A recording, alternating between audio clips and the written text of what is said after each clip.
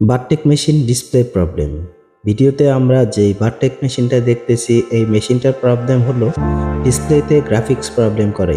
Totally running আছে, মেশিনটা চলে, হঠাৎ করে ডিসপ্লেতে হ্যাং হয়ে কাজ করে না। তখন দেখা যায় ডিসপ্লের গ্রাফিক্সটা উলটপালট হয়ে গেছে, বিভিন্ন লেখা উল্টাপাল্টা হয়ে যায়।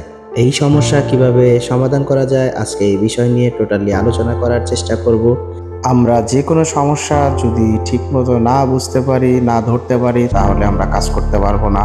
আমি মেশিনটা অফ করে দিয়ে আপনাদের দেখানোর চেষ্টা করতেছি কি ধরনের প্রবলেম করে। অন হচ্ছে মেশিনটা, এই প্রবলেমটা আমার হচ্ছে। আমি যখন এই প্রবলেমটা হচ্ছে তখন কোনো ধরনের বাটন কাজ করতেছে না, টাচে টোটালি কাজ করে না। যখন অন হয়ে যায় তখন প্রবলেম চলে যায়। আজকে এই বিষয় নিয়ে টোটালি আলোচনা করব, আমাদের সঙ্গেই থাকবেন।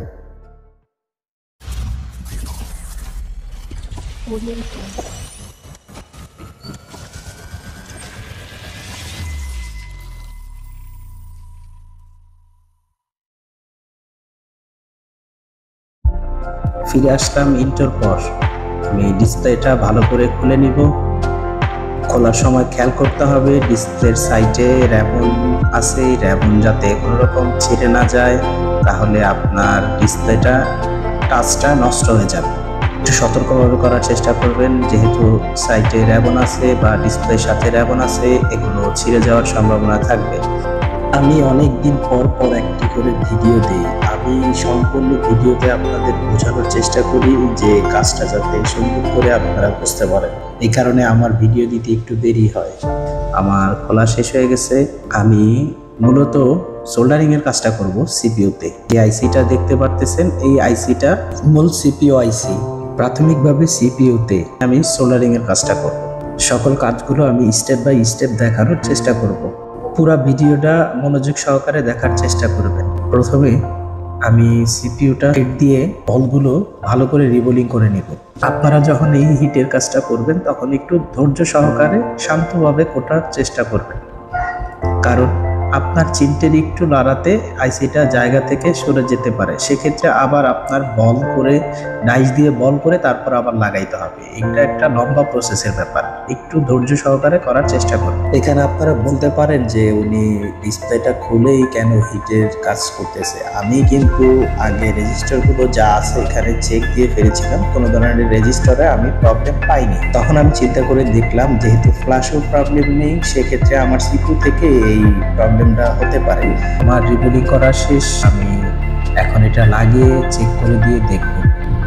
হিটের কাজ করার পরেও যদি সমস্যার সমাধান না হয়, রোম আইসিতে দেখতে হবে যে কোনো প্রবলেম আছে কিনা, বা রোম আইসি চেঞ্জ করে দেখতে হবে।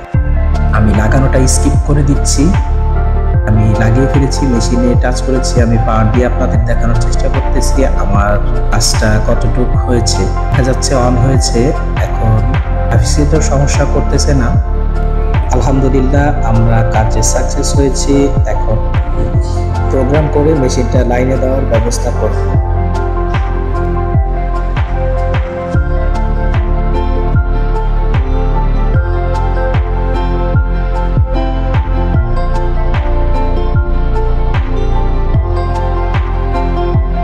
দেখতে পারতেছি মেশিনটা চলতেছে।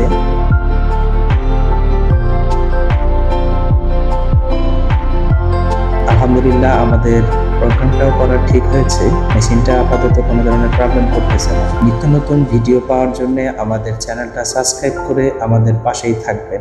আমি অনেক কষ্ট করে আপনাদের জন্য একটি ভিডিও তৈরি করি, কখনো লাইক কমেন্ট শেয়ার করে দিবেন। ভিডিওটা যদি ভালো লেগে থাকে তাহলে সাবস্ক্রাইব করে আমাদের পাশেই থাকবেন। আসসালামু আলাইকুম, দেখা হবে নতুন কোনো ভিডিওতে। ভালো থাকবেন।